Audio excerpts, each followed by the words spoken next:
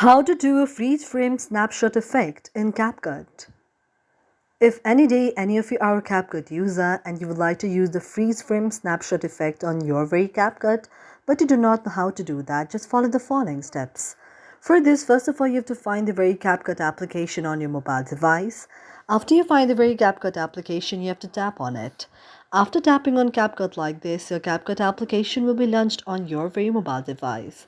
After CapCut is launched on your very mobile device, now what you can do is you can edit it on any of the entire project that you had created before, or you can add a new project as well. For example, I would like to create this very effect in the past project that I had edited, so I tap on it like this.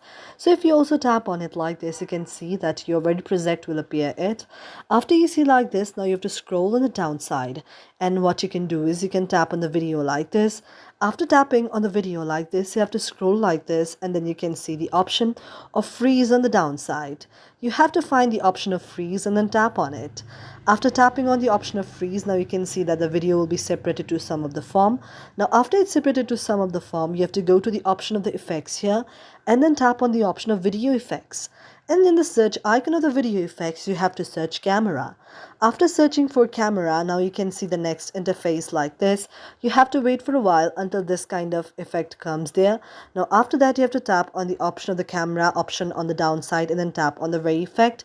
After tapping on the effect like this, now you have to just put it on your very video.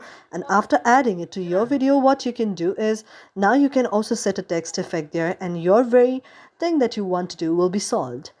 Thank you for watching our video, and if you really like it, do not forget to subscribe our channel.